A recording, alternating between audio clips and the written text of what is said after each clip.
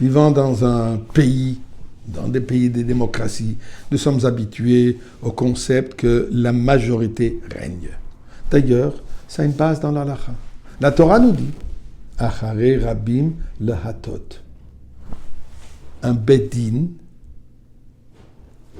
tribunal de juges, tribunal de la Torah, doit toujours être composé par un chiffre impair, un nombre impair de juges, pour assurer qu'il puisse toujours avoir une majorité. Donc, le concept de la majorité règne a une base dans la Torah. La question qui se pose donc à propos de l'histoire que nous avons dans la paracha de cette semaine, l'histoire des espions. Moshe Rabbeinu choisit 12 Nesi'im, chefs de tribu. Rashi de nous dire que Sherim Hayou, c'était des tzadikim, des hommes justes, en qui Moshe Rabbeinu fait confiance dans leur mission. Et la mission est laquelle? D'aller espionner, reconnaissance, pour déterminer la meilleure façon d'aborder la conquête d'Eretz Israël.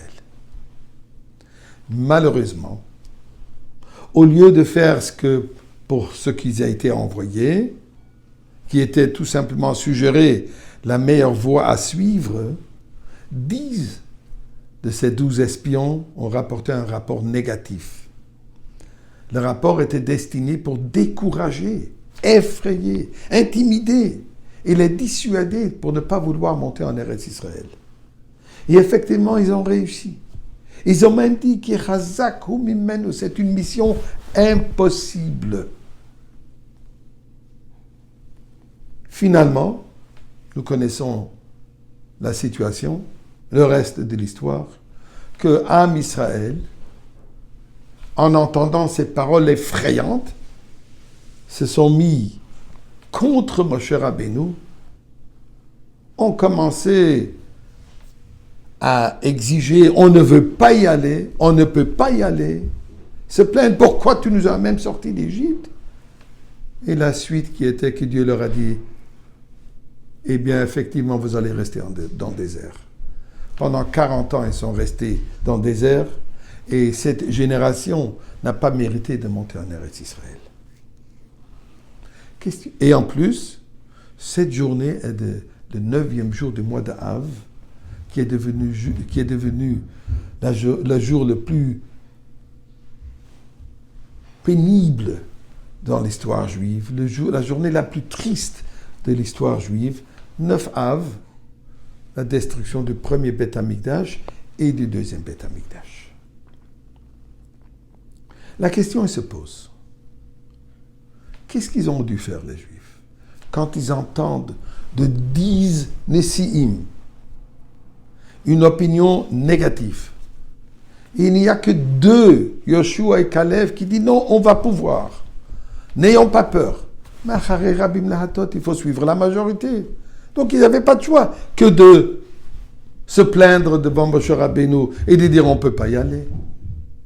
Eh bien, la Gemara raconte une histoire. Qu'un Romain a posé une question à un des Chachamim de l'époque. Et il leur dit, mais vous-même, vous faites contre ce que dit la Torah. Dans la Torah, il y a marqué Acharei Rabim lehatot, il faut aller d'après la majorité.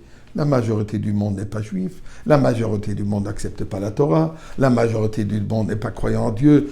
Comment ça se fait que vous suivez une opinion minoritaire? Eh bien, il lui répond, ces concepts, cette loi de suivre la majorité n'est seulement quand il y a une doute, il y a un litige. Alors, il faut suivre la majorité des juges. Quand il y a une question, quand il y a une incertitude, là, il faut aller d'après la majorité. Mais il n'y a aucune incertitude de la parole de la Torah. La Moshe Emet, Torah Emet. Le message de la Torah, il est absolument vrai. C'est la vérité absolue. Là-dedans, il n'y a pas de doute, il n'y a pas de question, il n'y a pas de minorité, il n'y a pas de majorité. Eh bien, dit Akadosh Baruch Hu, au Am Israël, vous avez entendu de Moshe Rabbeinu dès le premier moment que nous sortons d'Égypte pour arriver en Eretz Israël, pour transformer Eretz Israël, que ça devienne le Gan Eden, le jardin divin dans ce monde, l'habitation de Dieu dans cette terre dans ce monde naturel. Le fait que vous êtes prêt à écouter la majorité, ça prouve que vous avez un doute dans ces paroles.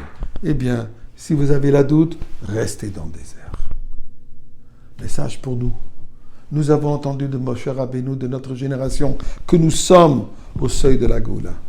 Tout ce que nous devons faire, c'est que d'ajouter un tout petit peu d'action de bienfaisance et de bonté. Encore une mitzvah. Eh bien, mes chers amis, encore une mitzvah. Et nous allons tous nous retrouver sans aucun doute à l'entrée principale de Beth Amikdash, aujourd'hui même.